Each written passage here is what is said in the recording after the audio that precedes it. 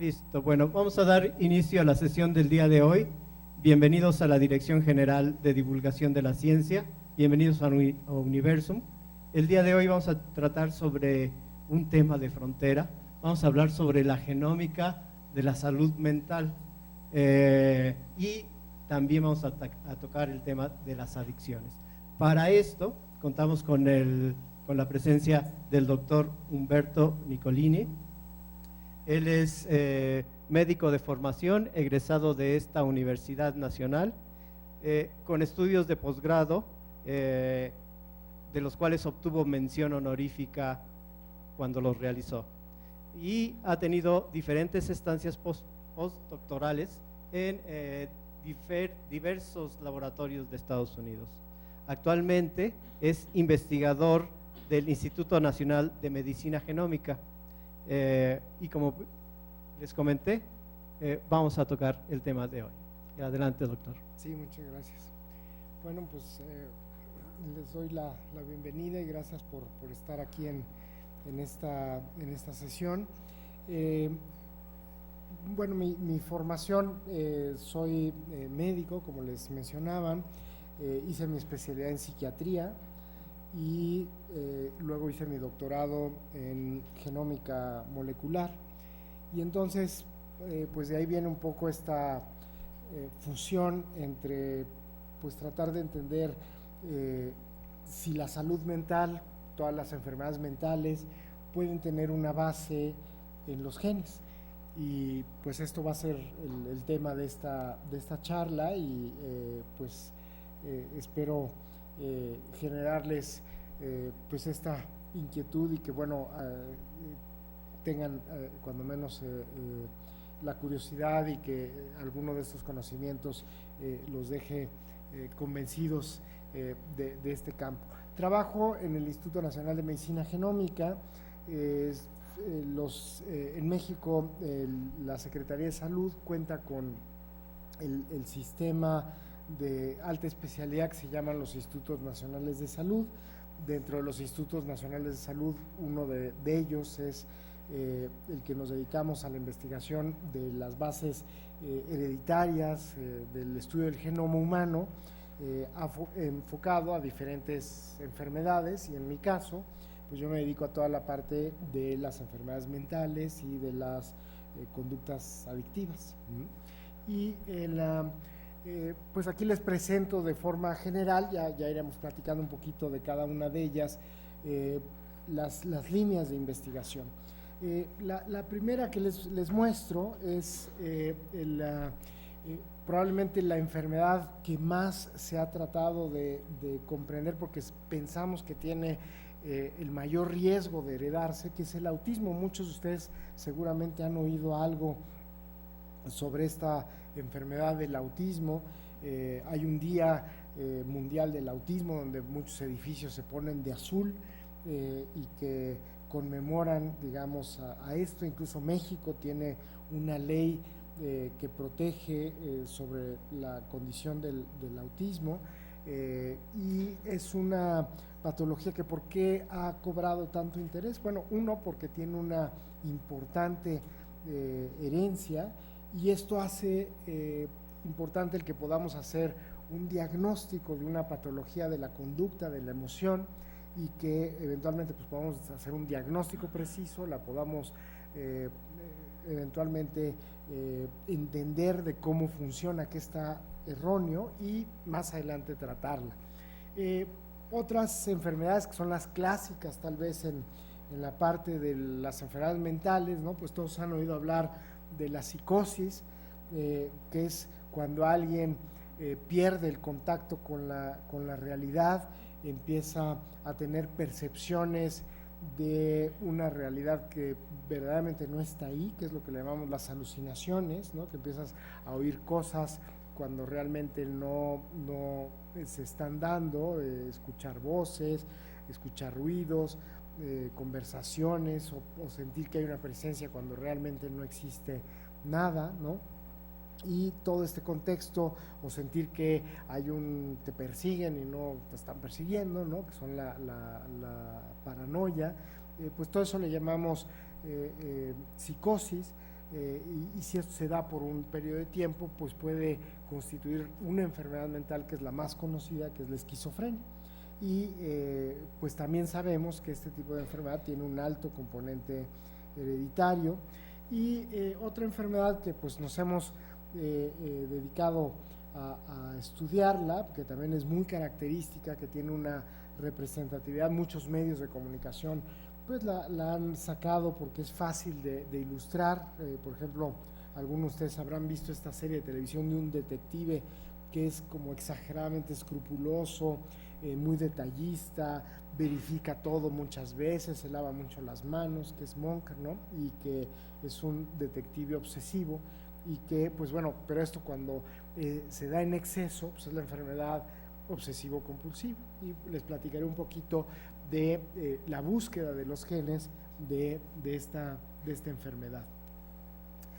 Otra línea que estamos buscando es el entender un campo que también es muy interesante, que se le ha llamado la epigenética. O sea, qué tanto, la conducta está dada por muchos aspectos de la herencia, pero pues todos sabemos que te afecta tu medio ambiente, o sea, el que te desarrolles en un medio ambiente. Ahorita que veíamos, bueno, pues aquí hay gente de alguna preparatoria, otros están en otra preparatoria, otros estarán en una cierta colonia de la ciudad, otros vivirán en otra, otros en alguna otra ciudad, unos tendrán ciertos amigos, otros estarán expuestos a otra, algunos les gusta el rock, otros les gusta el reggaetón, ¿no? Pues todos estos diferentes ambientes te moldean el por qué, qué tanto el ambiente influye en la conducta, en tus gustos, en desarrollarte como persona, y qué tanto es la parte genética, ¿no?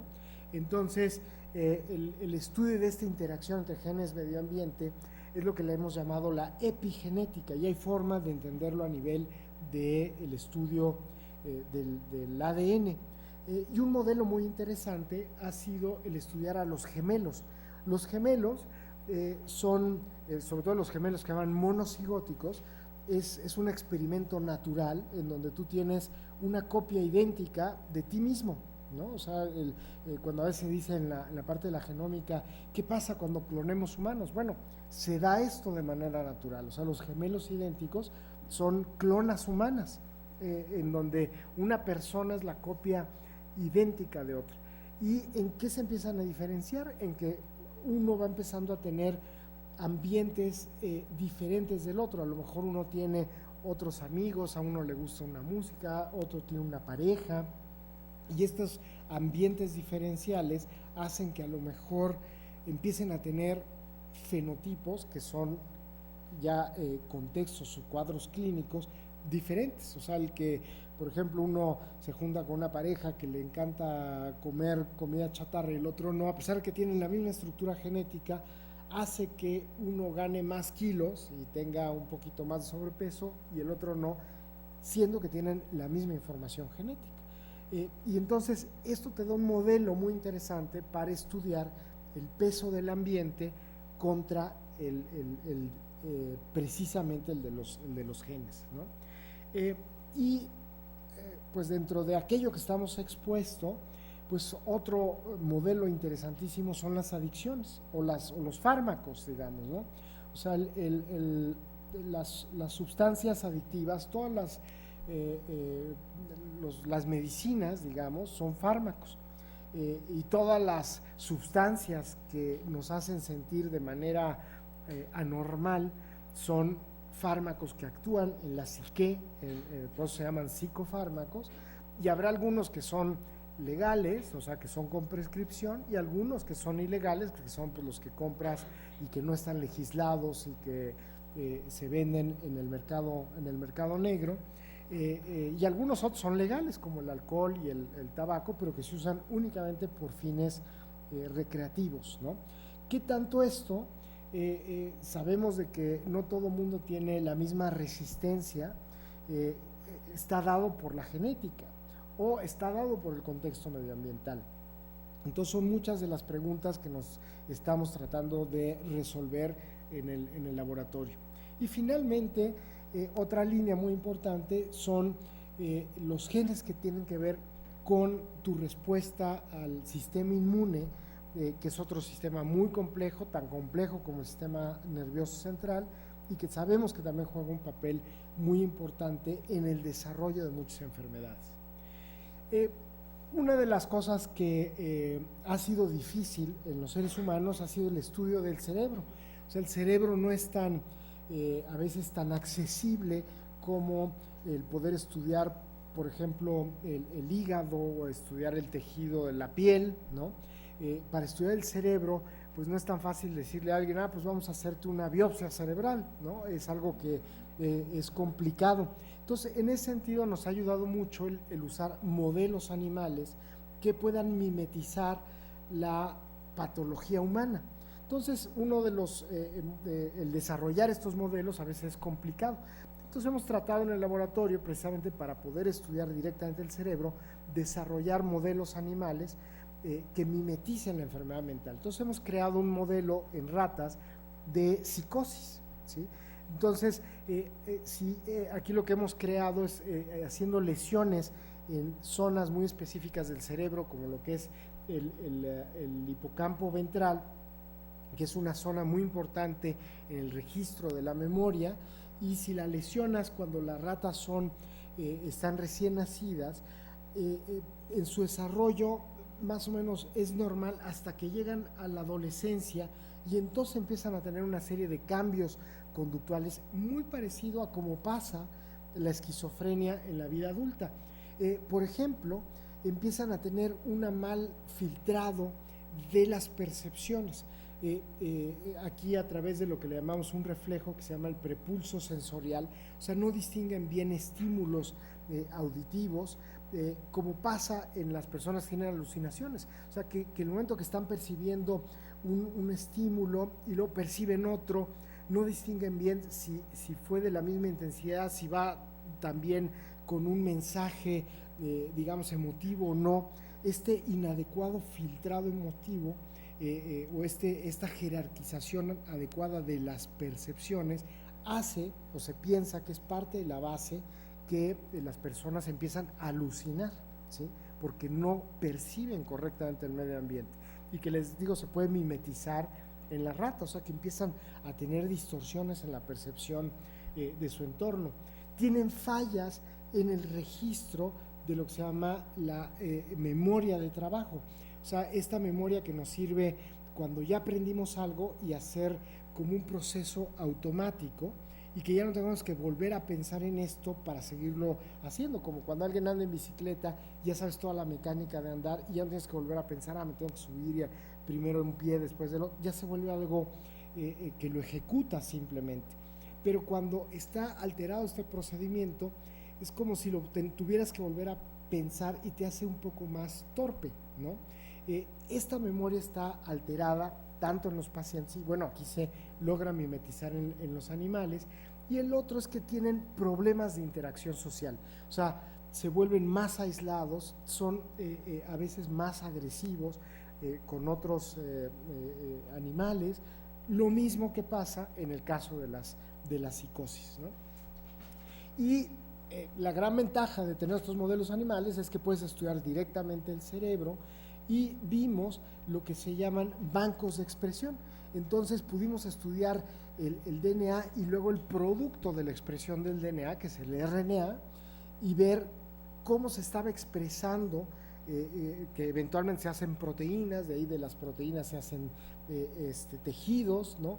Y conforman pues toda la estructura, lo que se llama el conectoma, ¿no? Toda la estructura cerebral, y pudimos ver cómo se estaba expresando en diferentes áreas del cerebro, como son núcleo accumbens, corteza prefrontal, el hipocampo, entre las ratitas a diferentes edades, y las que tenían la lesión, las que tenían, digamos, el modelo de esquizofrenia, y las que no tenían el modelo de esquizofrenia.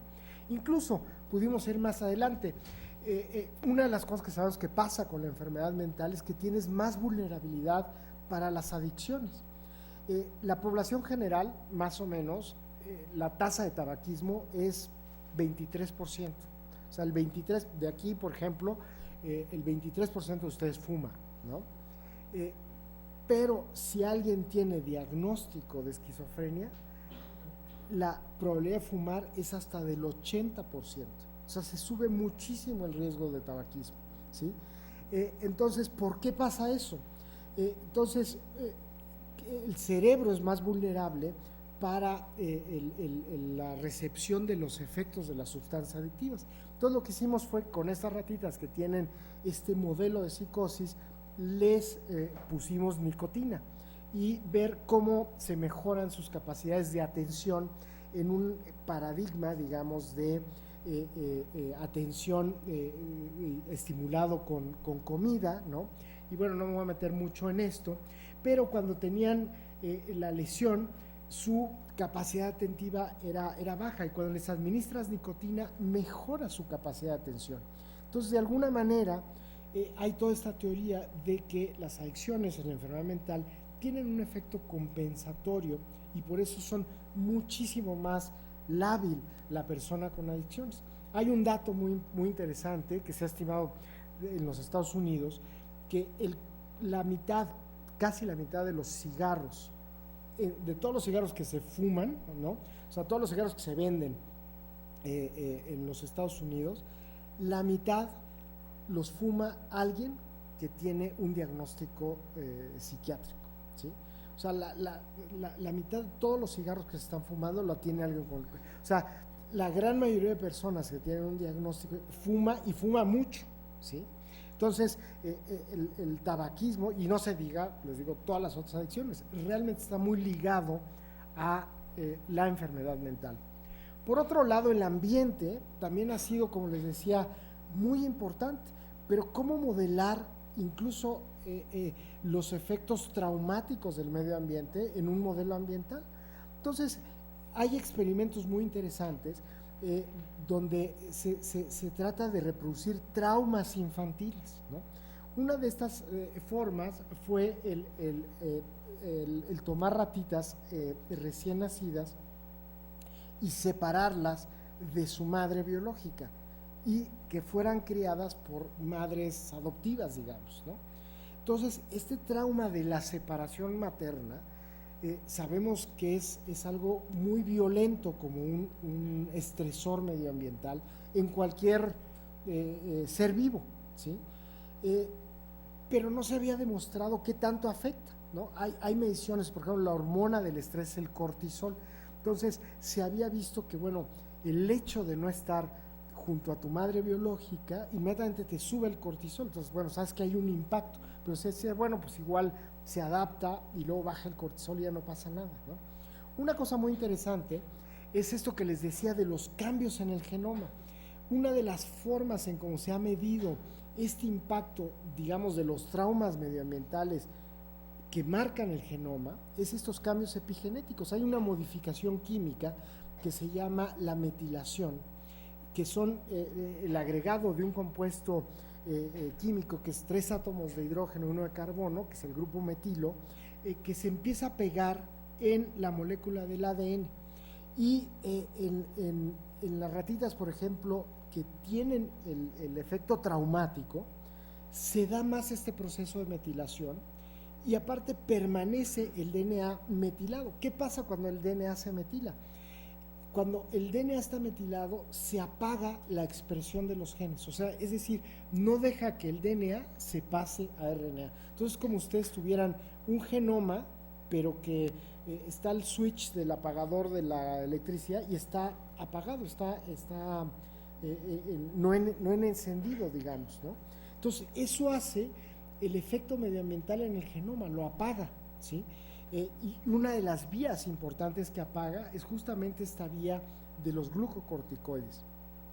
Entonces, esto ha sido muy interesante, porque el pensar que algo que sucede en el ambiente te apaga la expresión de tus genes, pues fue una forma de pensar muy interesante de cómo algo que vives puede interactuar con el genoma, en el sentido que te lo deja de hacer funcionar. Y esto, les digo, se puede medir en el laboratorio. Por ejemplo, otra cosa que te puede apagar el genoma es el tabaco.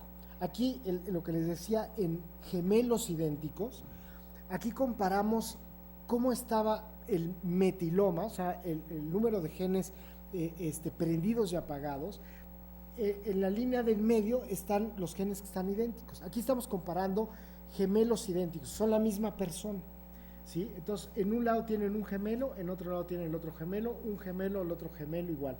Aquí están los gemelos, el número de genes que están igualitos.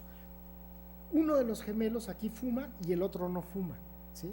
Y entonces aquí aparecen los genes que están prendidos y en el que no fuma, los genes diferencialmente aprendidos y apagados por el hecho de fumar, ¿no? Entonces, el tabaco en sí mismo te prende y te apaga los genes en alguien que es la misma persona. Aquí es un modelo muy interesante porque tienes gente que está sometida aquí no a un trauma, sino a la presencia de una sustancia adictiva, ¿no?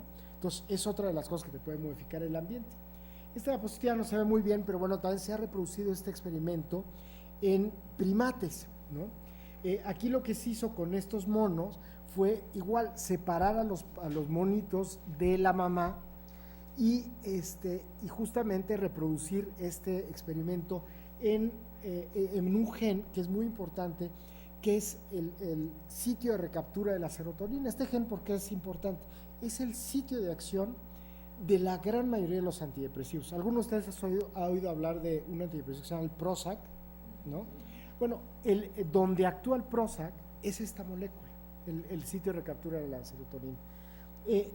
Entonces, pues es el sitio como un sitio de muchísimo interés para la salud mental, ¿no? Entonces, ¿qué pasa en esa molécula?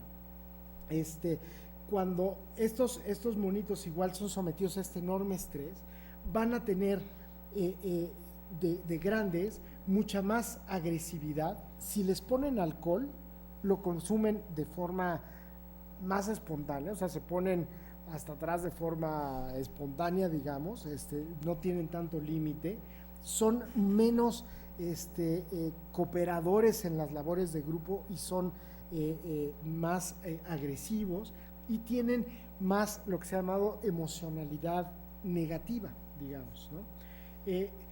Y esto, cuando se ha trasladado a los seres humanos, se vio exactamente la misma observación. Personas que han tenido maltrato severo en la infancia, si uno tiene la variedad genética de baja expresión del sitio transportador a la serotonina, el sitio de acción de los antidepresivos, tiene 3 veces más probabilidad de desarrollar depresión. Entonces, esto ha sido muy interesante porque aquí quedan 2 factores puestos en evidencia, digamos, que no solo es necesario que traigas una predisposición genética, sino también el que te haya ocurrido en la vida, ¿no? O sea, si traes la predisposición genética, pero no sufriste, en este caso, maltrato infantil, que es un evento traumático muy importante, entonces el riesgo de depresión no se dispara tanto. Pero si tienes la de malas, que traes la predisposición genética y aparte fuiste víctima de trauma infantil, la tasa de depresión se va mucho más alta, ¿no? Entonces, esto ha sido muy interesante porque ahora no es, ¿qué es más importante, la genética o la ambiente? No, son los dos, ¿no? Y si tienes el efecto de los dos, ahí es donde tienes más riesgo.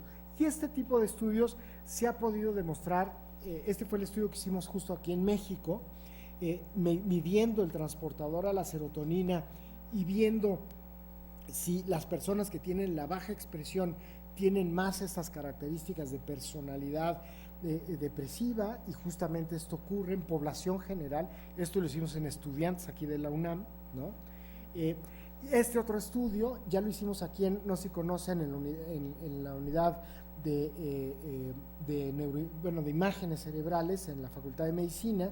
Este se llama el aparato PET ciclotrón, que es el tomógrafo por emisión de positrones.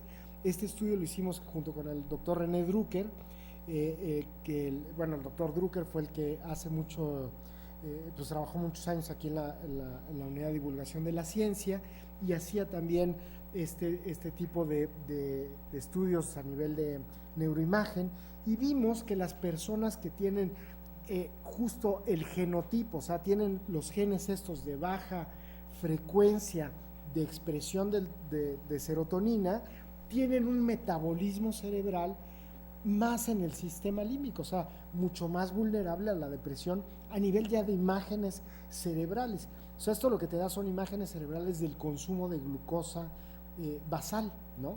Y bueno, fue un estudio muy, muy interesante que se pudo hacer aquí en la UNAM.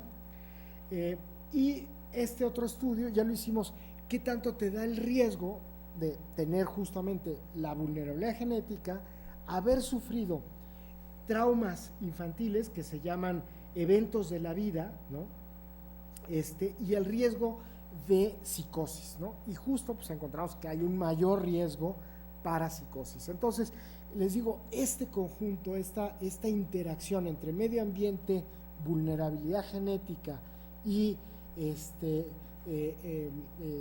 eventos medioambientales, bueno, pues parece ser que es como muy, muy importante para el desarrollo de la enfermedad mental. Ahora, también se ha progresado mucho en el encontrar genes de enfermedad mental. Este es como el diseño clásico de cómo le estamos haciendo para encontrar los genes de la enfermedad mental. Tomamos muchas personas o familias donde haya cuando menos uno o más personas donde hay casos con la enfermedad mental. A todos se les aplican entrevistas psiquiátricas y psicológicas, pruebas psicológicas, se les toman muestras sanguíneas, se mandan a un banco de datos, se examinan por varios clínicos, ¿no? Y hacemos una genotipificación del genoma. Y entonces se ha podido lograr el mapeo de genes para esquizofrenia, incluso este es un mapa de los genes de esquizofrenia que había en el 2011 y pues había poquitos, y cuando se hizo un metaanálisis, es decir, el juntar todos los mapas de todo el mundo que había para esquizofrenia, han subido muchísimo el número. Hoy se conocen más de 110 genes para esquizofrenia. Uno de los que es muy importante es de los genes de inmunidad, de antígeno de histocompatibilidad, que tiene que ver para el trasplante de tejidos, que es este. En México lo hicimos el mismo estudio para trastorno bipolar, juntamos cerca de casi 4,000 personas.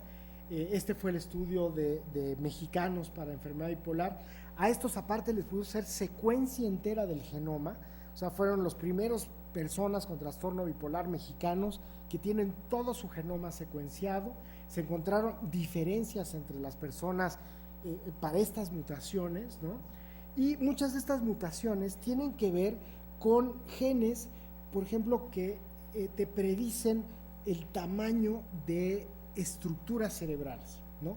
Y no solo son específicas a trastorno bipolar, sino muchos son comunes a autismo o a esquizofrenia o a discapacidad intelectual, que es lo que se ha venido encontrando.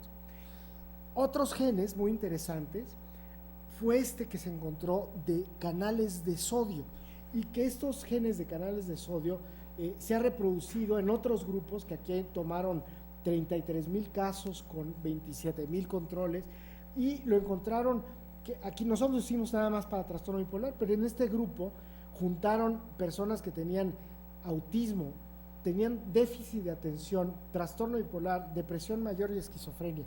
Y estos genes dan riesgo para todas estas enfermedades, o sea, son genes que afectan como para muchas enfermedades mentales, ¿no? Entonces ha sido muy interesante eso, y ha llevado a la construcción de esto que se llama un chip. Así como en los celulares hay los chips que te permiten llevar todos tus contactos, aquí se ha construido un chip para mapear o para tratar de hacer diagnóstico. Ahorita está en investigación para todas las enfermedades mentales y se le ha llamado el Psych Chip, ¿no? O sea, para enfermedades mentales. Entonces, lo estamos usando. Ahorita estamos empezando a usarlo en el Instituto de Medicina Genómica para las primeras 3,000 personas con enfermedades mentales. También nos sirve para predecir la respuesta a los medicamentos que se usan para las enfermedades mentales y para los fármacos de las adicciones, o sea, para las dos, porque pues son prácticamente lo mismo. Me estoy yendo un poquito más rápido por el tiempo. Una enfermedad muy interesante es esta, todos conocen a Sheldon, ¿no? El de la Big Bang, que tiene como dos patologías. Es muy obsesivo, ¿no? Y aparte tiene parte de lo que le cuesta mucho el contacto con la gente, que es lo que le llamamos el espectro autista, ¿no? Entonces, y les digo, es muy fácil de representar, si lo conocen a él, ya entendieron dos enfermedades clásicas, ¿no? Aparte que es un genio en la física, ¿no? Pero es como muy fácil de entender este personaje, aparte la pasa muy mal, ¿no?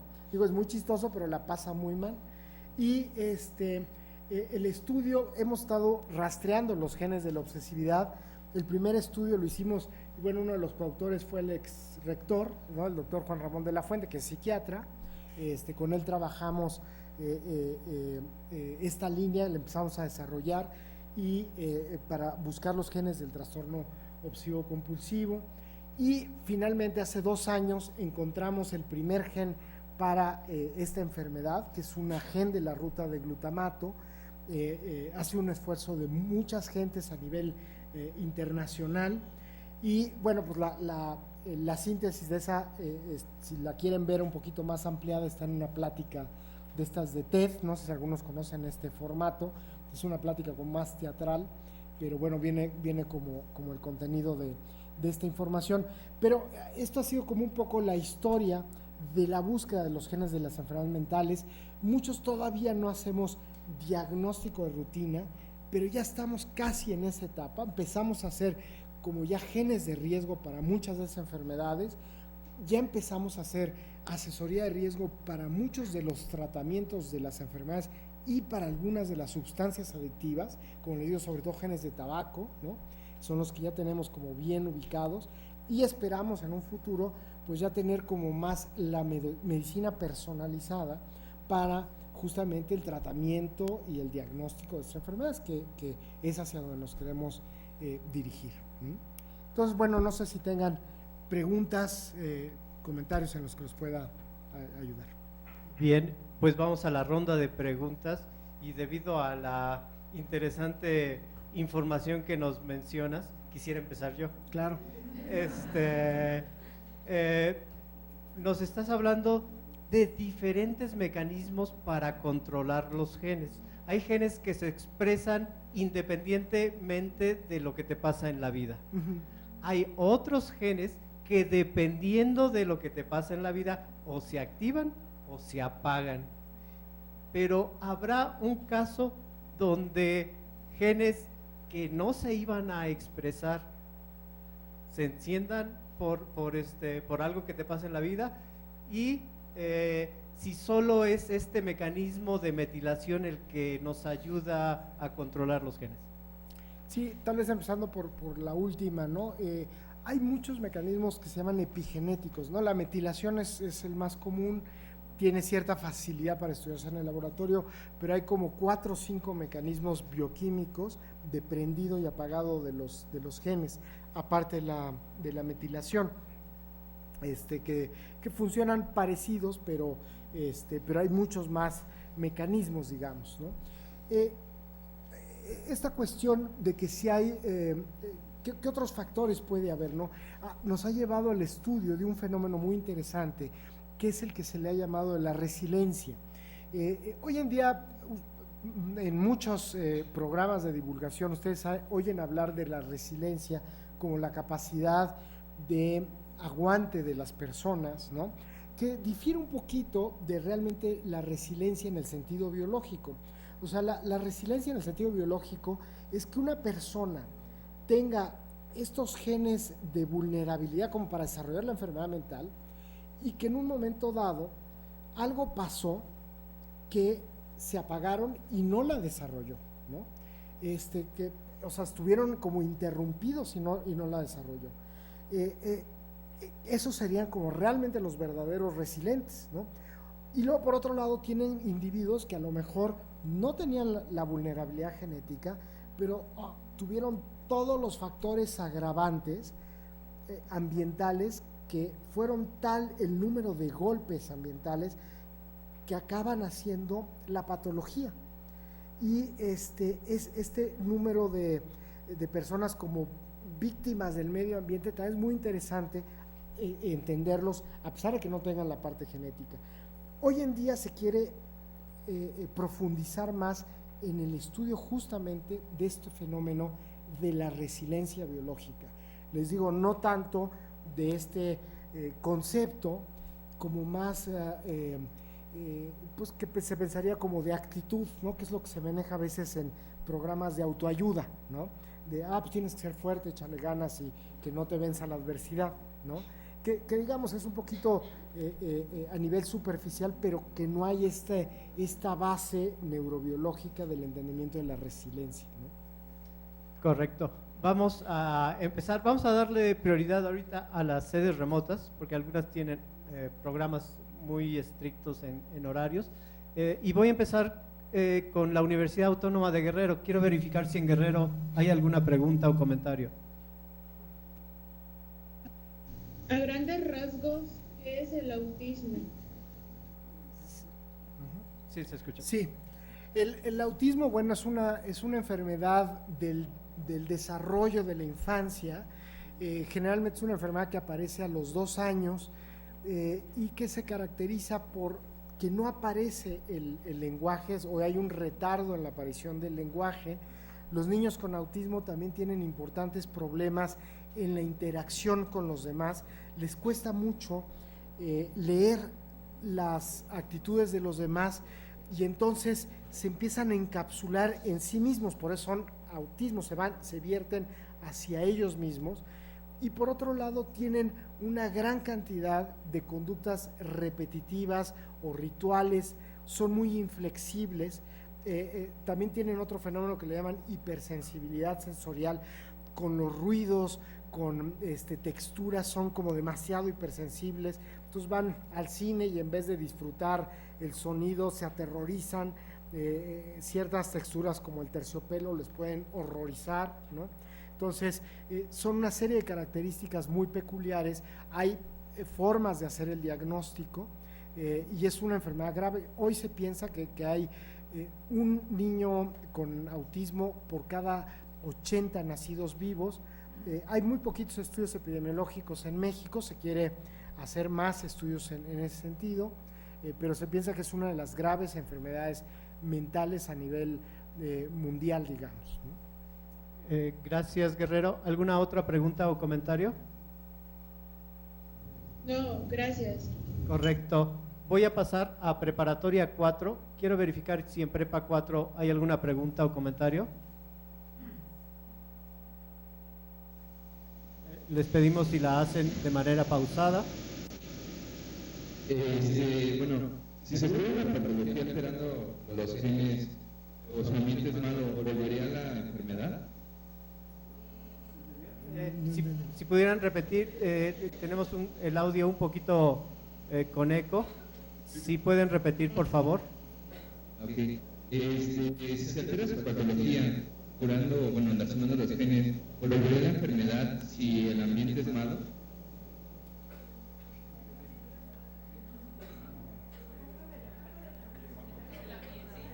La primera parte es la que no la entiendo.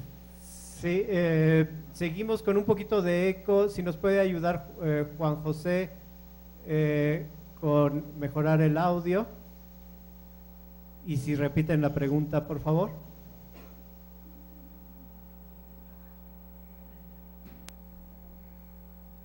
¿Se cura la enfermedad alterando la patología? ¿Puede devolverse el ambiente es malo?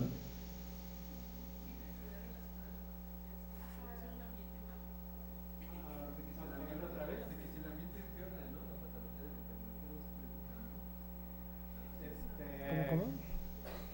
Que sí, es que creo que lo que pregunta es que si el ambiente, es que si la patología empeora con el ambiente de la patología. Ah, ok.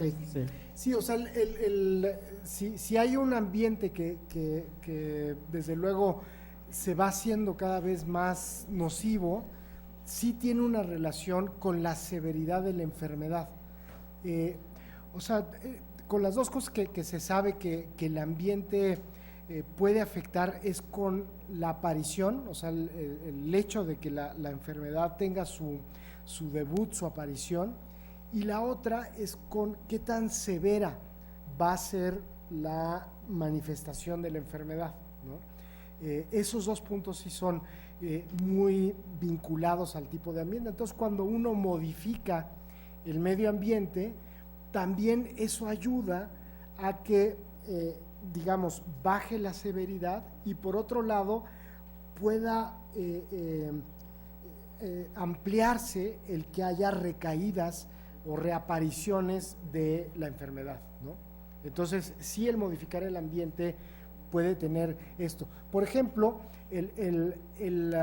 todo esto de la prohibición de la edad de inicio del consumo de bebidas, ¿no?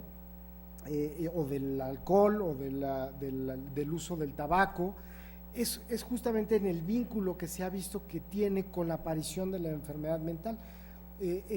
Si hacemos más grande la aparición el uso de que alguien consuma alcohol o tabaco, o no se diga sustancias prohibidas que en teoría no deberían consumirse, pero eso puede facilitar que también el inicio de la enfermedad mental se dé muchísimo más tardíamente.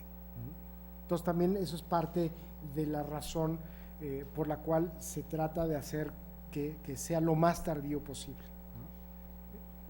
Gracias, Prepa 4. ¿Alguna otra pregunta o comentario? Les pedimos ser pausados. Okay. Bueno, sé que ustedes ocupan animales como ratas para hacer sus experimentos. Yo considero que las personas que son como asesinas y demás criminales no ayudan en nada a la sociedad, no por nada están en la cárcel, ¿no?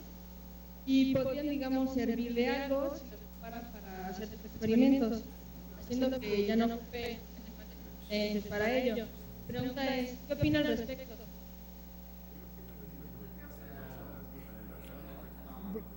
Que generalmente se utilizan animales de laboratorio, pero que también se puede llegar a utilizar a personas presas. Sí. ¿Cuál es su opinión? Sí, bueno, las enfermedades mentales no son raras, ¿eh? O sea, uno podría tener la idea que son enfermedades raras, pero por ejemplo, si uno toma en cuenta la frecuencia o la prevalencia a lo largo de la vida, por ejemplo, de la depresión, la ansiedad y las adicciones, estamos hablando del 30% de la población. Es decir, una tercera parte de la población, o sea, de todos ustedes, un tercio va a tener alguna de estas enfermedades. O sea, no son realmente patologías raras, al revés, son bastante frecuentes. Incluso se piensa que a nivel de discapacidad, la depresión está contemplada como la segunda causa de discapacidad en pérdida de días laborales para el 2020. Entonces, verdaderamente son enfermedades de gran interés en la salud pública. Esta parte de la conducta criminal, sin lugar a dudas, es uno de los puntos muy importantes en la salud mental. Y todo el contexto de estudiar las bases genéticas, hay un enorme grupo de investigación. Nosotros hemos hecho algunas colaboraciones con la Facultad de Psicología, la experta en este ramo, la doctora Fegui Ostrowski, aquí en la UNAM, y pues es también otro campo interesantísimo, motivo de una plática en sí misma, pero que se han encontrado también variantes, casi todas asociadas a psicopatología, al grupo de personas que hacen enfermedades mentales y sobre todo que abusan de sustancias, como que se parecería ser el grupo de más peligro. Incluso también otro grupo muy importante es el de suicidio, donde también de las personas que intentan, los que pasan al suicidio exitoso, digamos, o a cometer suicidio consumado, son las personas que tienen esta comorbilidad y que hacen uso de sustancias adictivas, ¿no?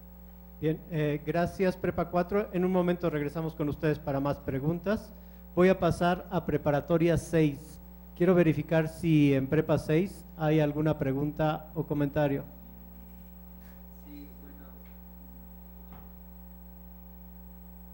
Adelante, Prepa 6. Bueno, yo quiero preguntar si hay personas con más probabilidad de adquirir otra condición a que afectan el sistema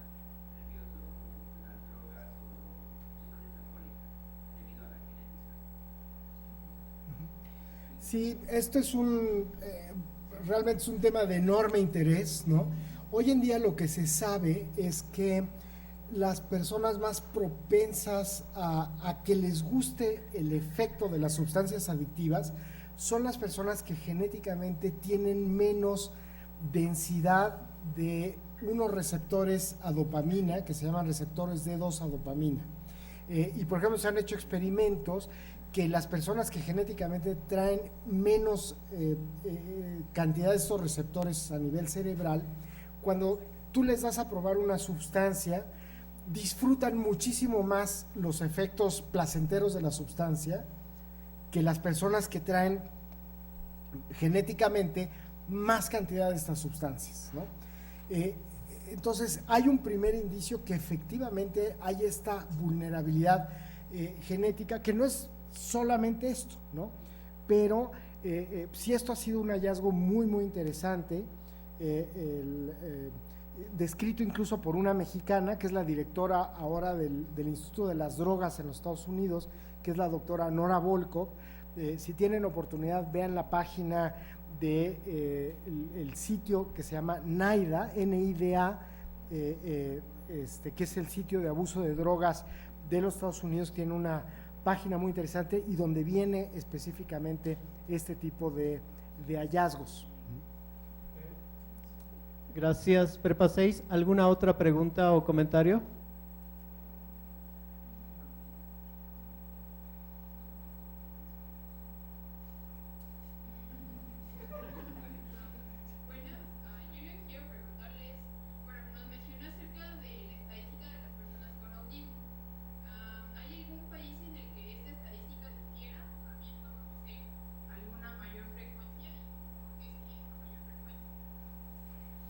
Sí, hoy en día el país probablemente donde se han reportado más casos de autismo es en los Estados Unidos. La estadística ahí es casi de un niño por cada 66 nacidos vivos. Aquí en México es como de 1 por cada 180. En otros países, digamos, a nivel internacional está como en 1 por 140. ¿Por qué hay tantos casos de niños en autismo? Una de las hipótesis interesantes que se ha venido encontrando es que la edad paterna, o sea, no de la mamá, sino del papá, pareciera ser que tiene que ver, y que se ha venido dando que esto que le llaman los papás añosos, ¿no? O sea, el que empieza a ver, sobre todo estos papás divorciados en segunda vuelta, ¿no?, que tienen hijos, hay lo que le han llamado el envejecimiento de los telómeros, que es una parte del ADN, y esto de alguna manera está influyendo en el autismo. Es una hipótesis que todavía no se comprueba. También se ha visto que esto influye en la esquizofrenia. Pero es un dato curioso porque casi siempre en muchas enfermedades, por ejemplo el síndrome de Down, pues era la mamá añosa, digamos, ¿no? Pero en el caso de esquizofrenia y autismo, al parecer esta es una asociación muy clara con los papás, o sea, añosos, ¿no? Entonces, y añosos es más de 35, no se crean que tan añosos, ¿no? Gracias, Preparatoria 6. En un momento regresamos con ustedes para más preguntas. Veo a los jóvenes de CCH Oriente con micrófono en mano para preguntar. Así es que adelante, CCH Oriente.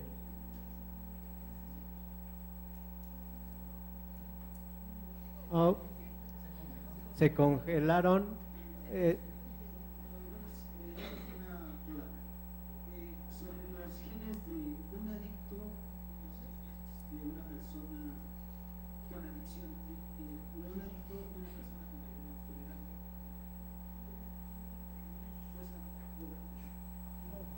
Perdón, tenemos un poquito entrecortado su señal. ¿Podrían repetir la pregunta, por favor? Sí, claro. ¿Cuál es la diferencia entre los genes de una persona normal, una persona adicta y una persona que tiene la enfermedad mental? Pues es una de las preguntas de investigación que hoy en día son parte de muchos proyectos de que se están tratando de resolver. Al día de hoy no hay una respuesta contundente, pero la hipótesis es de que muchos de los genes que te dan predisposición para la enfermedad mental son los mismos para la adicción, o al revés, que muchos de los genes que te dan predisposición para la adicción son los mismos que para las enfermedades mentales, ¿no? Entonces hay un vínculo muy cercano entre estas dos condiciones, y por eso que es tan importante no separarlas una de la otra, ¿no? Pensar que es raro que encuentres personas con adicción que no tengan algún tipo de patología mental, ¿no? Gracias, CCH Oriente. ¿Alguna otra pregunta o comentario?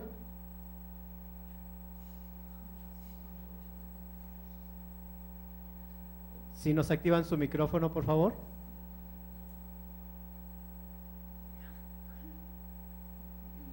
Yo tengo la pregunta de ¿en qué se basa ser obsesivo compulsivo?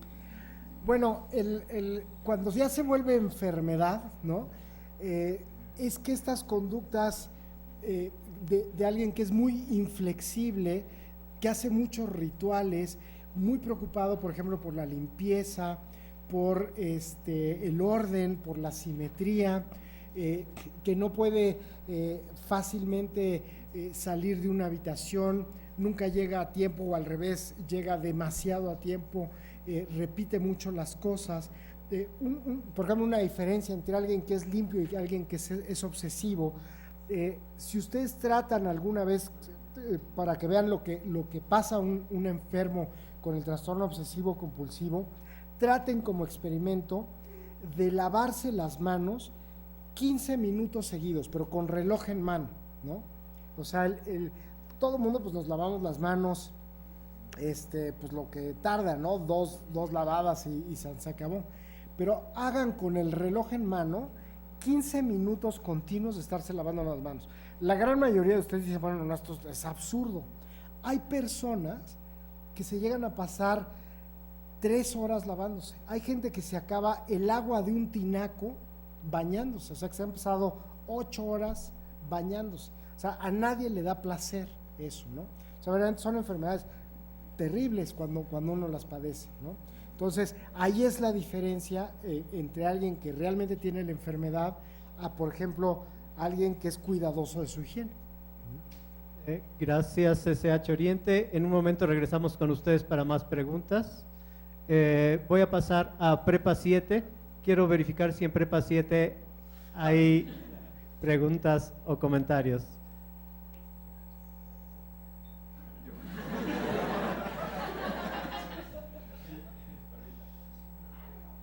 Oh, perdón, si se acercan un poquito más al micrófono.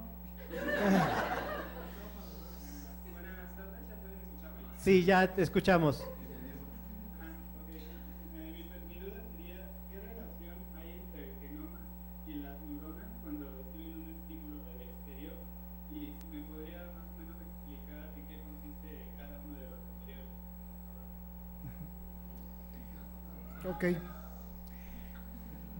Bueno, todo el genoma, digamos, es como donde está escrito el instructivo de cómo se va a armar toda esta red de las neuronas, ¿no?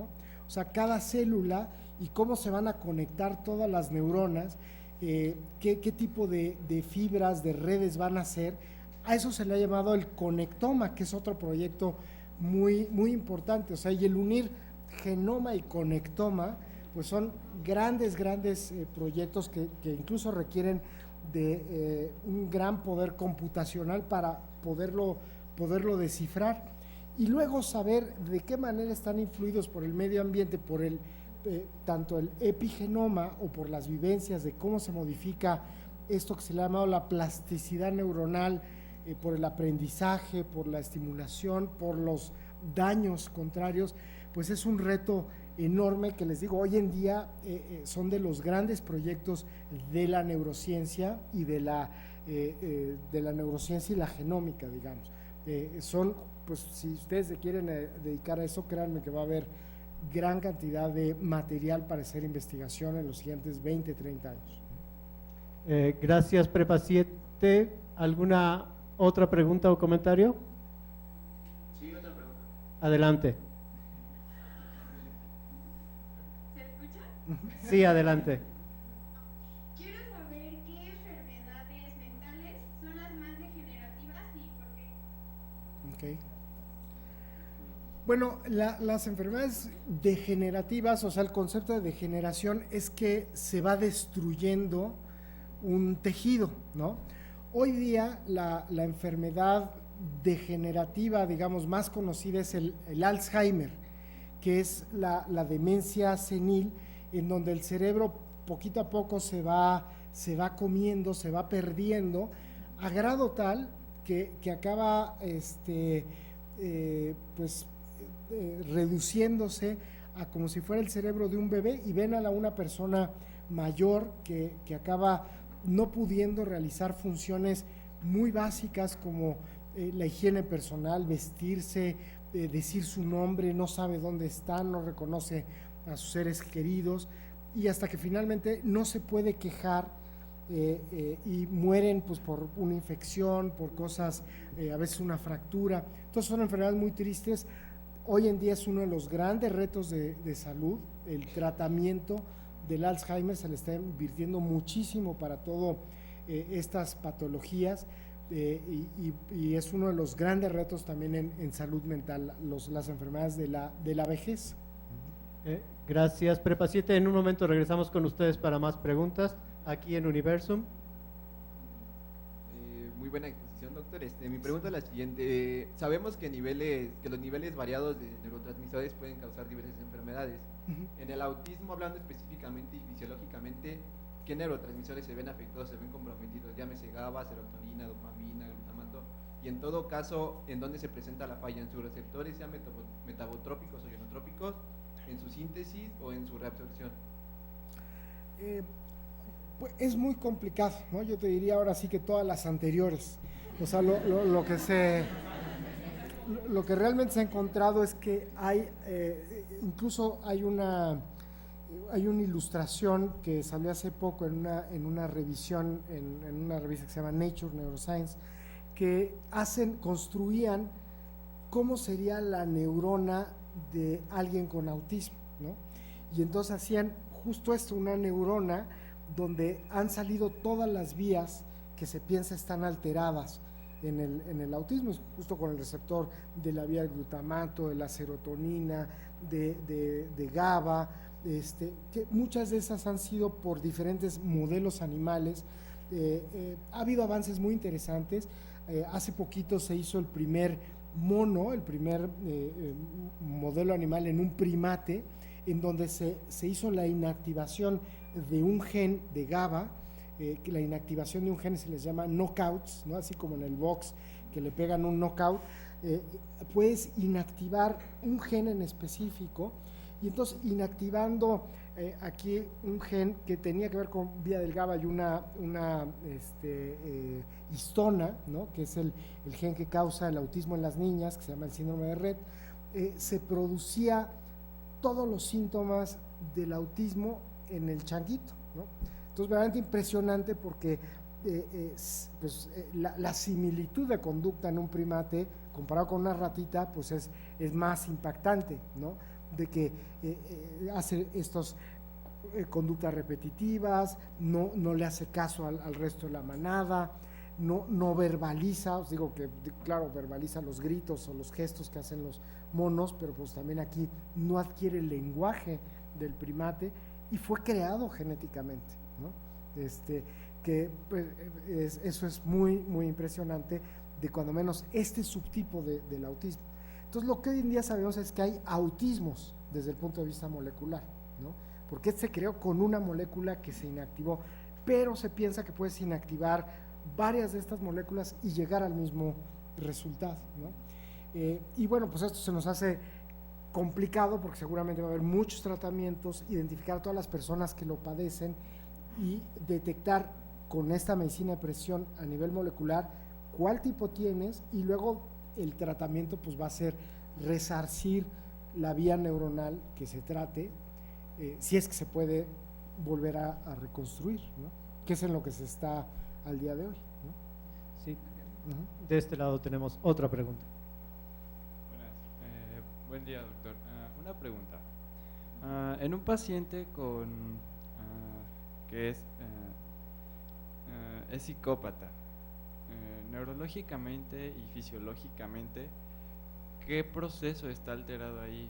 Porque, bueno, muchas veces hemos visto en reportajes televisivos que no propiamente el ambiente del psicópata es no favorable, incluso algunos son pues personalidades, ¿no?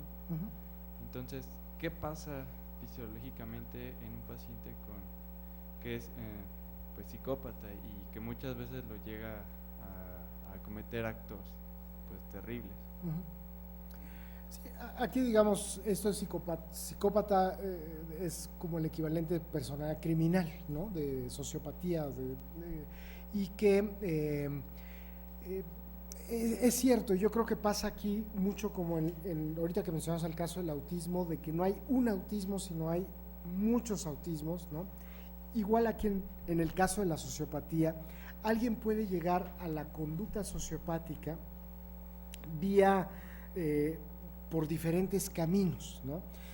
Porque acuérdense que las clasificaciones o la clasificación de los trastornos de las enfermedades mentales es una clasificación esencialmente clínica, o lo que le llamamos fenomenológica, o sea, en función de compilar una serie de conductas donde un grupo de expertos se ha puesto de acuerdo y han dicho, bueno, a esto vamos a llamarle sociopatía, ¿no?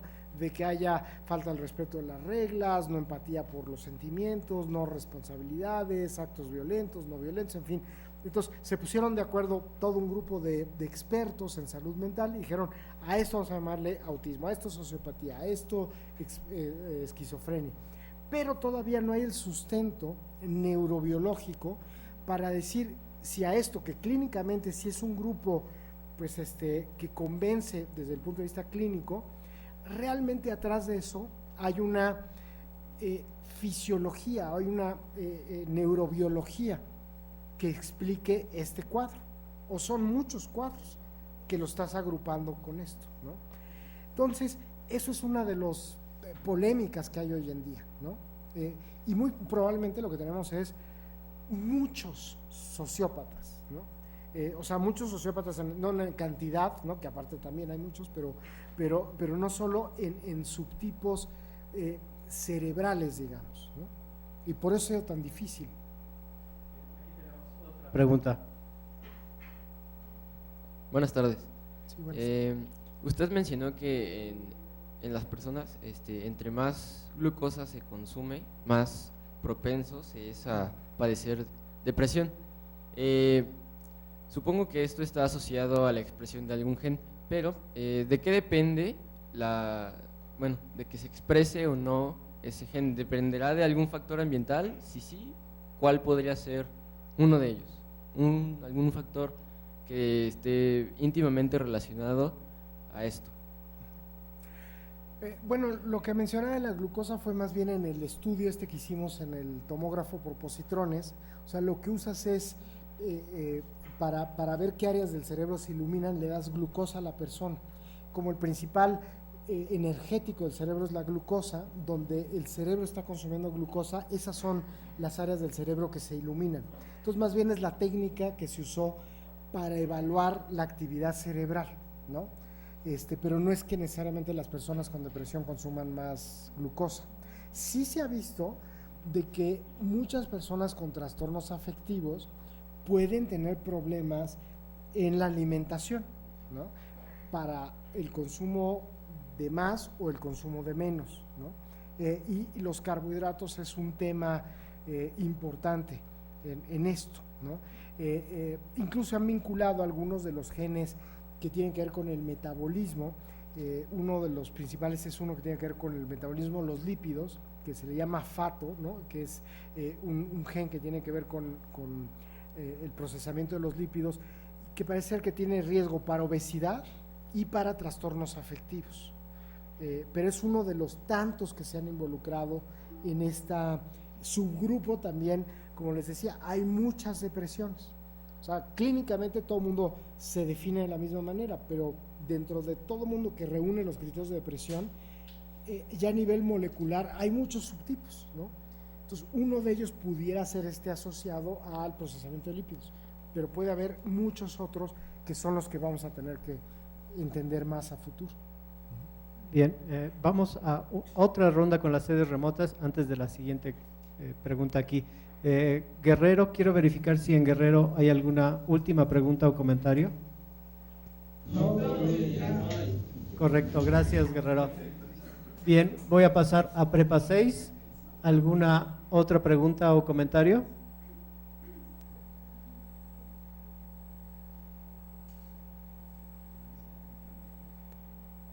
Buenas tardes. Mi pregunta, bueno, es un comentario y una pregunta. Considero que las investigaciones que nos dijo, pues son muy relevantes ya que nos abren como un panorama en el desarrollo de lo que son estas enfermedades del cerebro.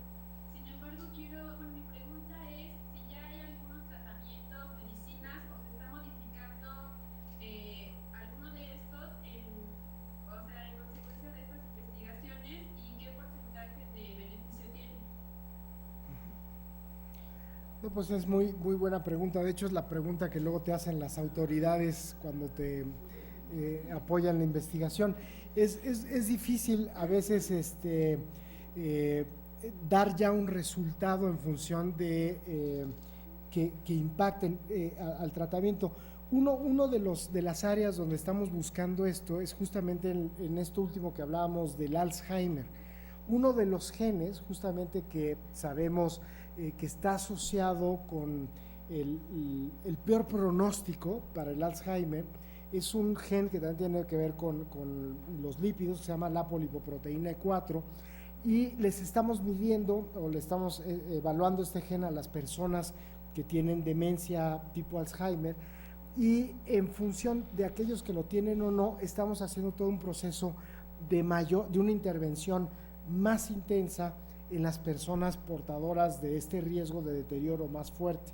Entonces, digamos, estamos haciendo un programa de intervención en función del genotipo molecular, precisamente porque sabemos que estas personas son las que se van a deteriorar más. Este estudio lo estamos haciendo ahí en el INMEGEN junto con el Hospital Fray Bernardino Álvarez, ¿no? Que es el hospital psiquiátrico más grande del país.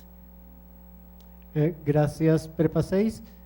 Paso a CCH Oriente. Quiero verificar si hay una última pregunta o comentario.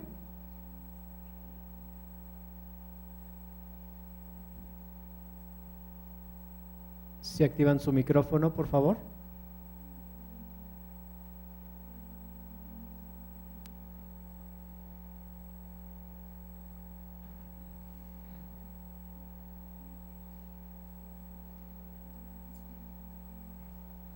La pregunta es que si hay algún tipo de trauma infantil que pueda llevar especialmente a la psicosis. El trauma como tal no, pero sin embargo sí se ha visto que, por ejemplo, el abuso sexual ejercido con violencia y sí ha sido llevado en múltiples ocasiones, o cuando ha habido violencia, no necesariamente sexual, pero violencia hacia los niños de forma muy repetitiva, y aparte son de estos niños de baja resiliencia con genes de riesgo para la psicosis, sí puede detonarla a edades mucho más tempranas, ¿no? Y si le ponemos el otro factor de riesgo que empiece con el consumo de marihuana muy temprano, ¿no? Pues ya se volvió como esta mezcla de vulnerabilidad para desarrollar psicosis, ¿no? O sea, en sí mismo el trauma no es suficiente, pero si ya le agregas todos estos factores, va a ser una persona en mucho mayor riesgo, ¿no? Gracias, CCH Oriente. Preparatoria 7, ¿alguna última pregunta o comentario?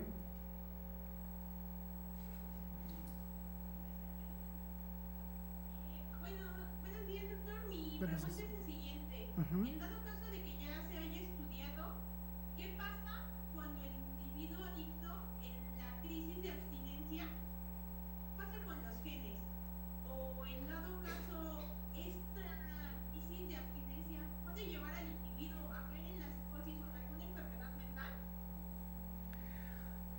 Como tal, bueno, la abstinencia es un estado muy complicado, muy difícil.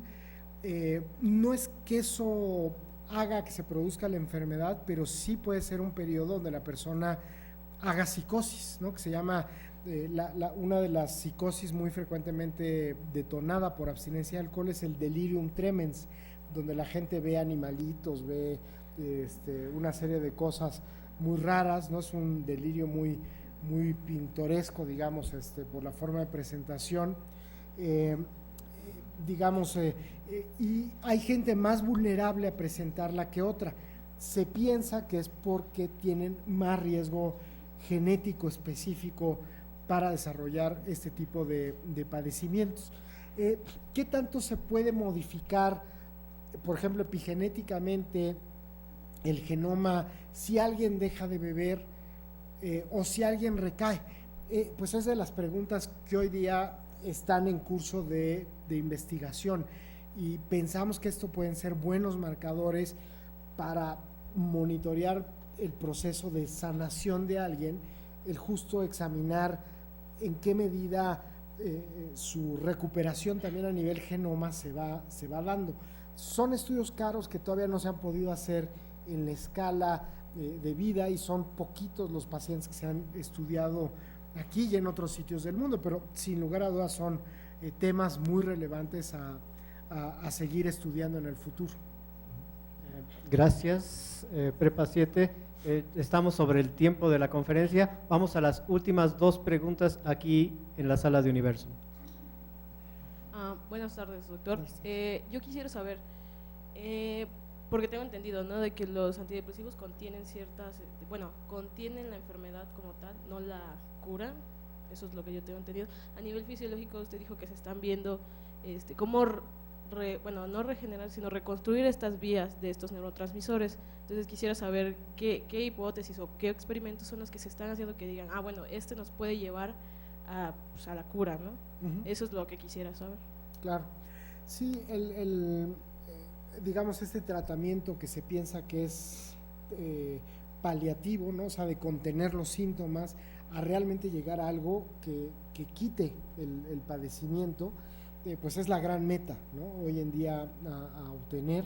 De hecho, se llegó a pensar en un momento dado que si eran curativos hace 40 años, ¿no?, que se sacaron. Luego se vio que no, que simplemente contenían y que se seguía presentando. Hoy día viene como la siguiente generación de medicamentos, que se llaman los medicamentos biológicos, que son medicamentos justamente generados mediante técnicas de biología molecular, de genómica, que por ejemplo son anticuerpos monoclonales, que son productos de genes que van directamente a modificar vías muy específicas y que se piensa que pueden reconstituir la fisiología normal, ¿no? Con mucho menos efectos colaterales. Claro, el costo se va a ir por las nubes, pero si realmente te dan un efecto de cura, ¿no?, pues va a ser fabuloso tener ese tipo de cuando menos resarcir más la enfermedad, ¿no? Entonces yo creo que estamos en el inicio apenas de una gran revolución terapéutica, y por eso que es tan importante el tener buenos modelos animales y un entendimiento molecular de estas enfermedades, que les digo, todavía hay muchas más preguntas que respuestas, ¿no? Aquí está la última pregunta. Buenos días, doctor. Buenos días. Se había dicho que las drogas trabajan como neuromoduladores sobre los neurotransmisores, que hacen que modifiquen a estos neurotransmisores. ¿Cómo es que trabaja la droga sobre estos? ¿Cómo es que los modifica? Casi todos los, digamos, las drogas, acuérdense que es una traducción del inglés de fármaco, ¿no? O sea, fármaco, la palabra en inglés es drug, ¿no? Por eso las farmacias allá son drug stores, o sea, tiendas de drogas, ¿no? Entonces, claro, aquí se ha llevado un poquito como que todas las ilegales, ¿no?, son drogas y las medicinas son los fármacos, ¿no? Pero casi todas los fármacos, ¿no? O muchos de los fármacos, pues buscan mimetizar los procesos biológicos naturales. Incluso muchos han servido cuando producen una acción para descubrir procesos que no se sabía que existían. O sea, el cannabis, hoy en día sabemos que hay un sistema cannabinoide en el cerebro, que no lo conocíamos, ¿no? Y se descubrió gracias a meter la investigación al cannabis, ¿no? Los opioides, hay todo un sistema opioide en el cerebro, pues porque hay todo un mecanismo de acción que tiene que ver con las vías del dolor, etcétera, ¿no? Entonces, muchos de los fármacos que tienen acción en el ser humano es porque hay es como si fuera un sistema de llaves, hay una cerradura dentro del cuerpo que abre, ¿no? Entonces, fármaco que es activo es porque tenemos un sistema que lo recibe y lo identifica como propio y que va a haber una acción, ¿no? Entonces, les digo aquí, no importa si es legal o ilegal, eso es un constructo político, ¿no? Biológicamente, todos son fármacos, ¿no? Les digo, lo de legal o ilegal, pues ya es otro asunto, ¿no? O sea, qué legalizamos o qué dejamos fuera, pues eso depende de otros aspectos, ¿no? Que no necesariamente son de la biología, ¿no? Bueno, pues muchísimas preguntas, gran calidad en la información. No nos queda más que agradecer la charla con un aplauso. Gracias a ustedes también.